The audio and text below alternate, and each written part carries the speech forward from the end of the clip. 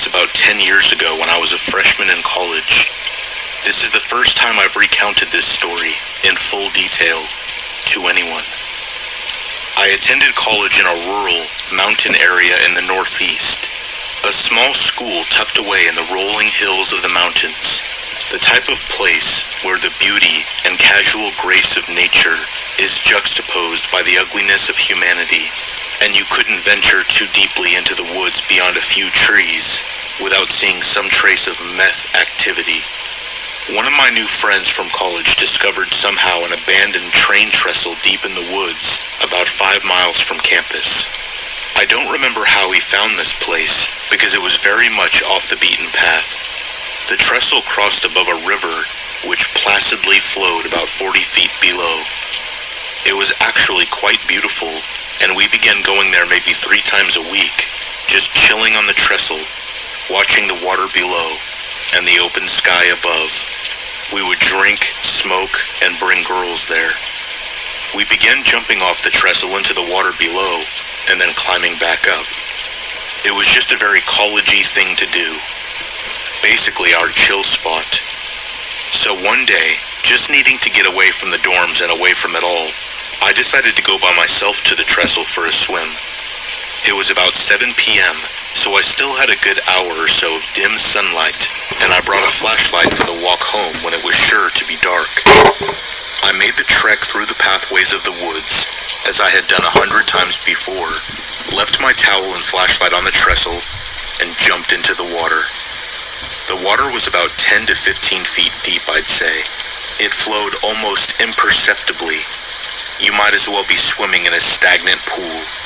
However, about maybe 50 yards away from the trestle, the river narrows and the current picks up significantly.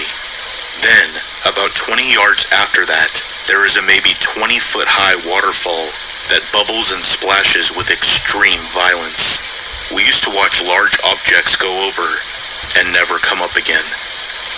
So there I am, dimly bobbing my head in and out of the water, doing underwater flips, etc. When I pop my head out of the water, I happen to glance to the side of the river and see a man walking towards the water. The water is kind of impeding my view, so I don't see him fluidly walking towards the water. I more see him in different stages of being closer to the water, like flipping through a flip book. He is 15 feet away, then 10 feet away, then 5 feet away. I can barely give you a description. Maybe 6 feet tall, black hair that looked to be pulled back into a ponytail. What I do remember most about his appearance was the extremely empty look on his face and in his eyes, like he was doing something mundane, taking out the trash or raking leaves. I'm treading water, not knowing what to think, and I see that he is no longer beside the river. He has dove in and is swimming, pin straight, directly at me, so fast. I try to swim the opposite way, but within a minute, I feel him grab my ankle and tug. I tried to scream, but water filled my mouth.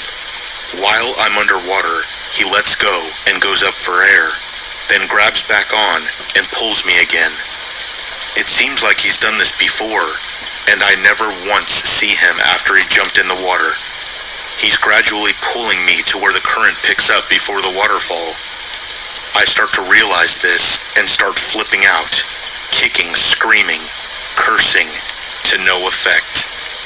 Finally, I feel the current start to take me, and as I twist away towards the waterfall, I see this guy just casually swimming back to where he jumped in the water, not even looking at me. This is by far the scariest moment of my life as I approach the waterfall. Long story short, I go over and am underwater for a long time, over a minute. The water above unrelentingly pushing me under. The only reason I survived was there was a large log that had gone over, and I grabbed it and used it as leverage against the bottom to push me away from the crushing water. I survive, obviously, but then I had to trek the miles back to my dorm, in the dark, without my flashlight. Every step of the way thinking that he would come back to finish the job. This was by far the most bizarre, random, and scary thing that's ever happened to me.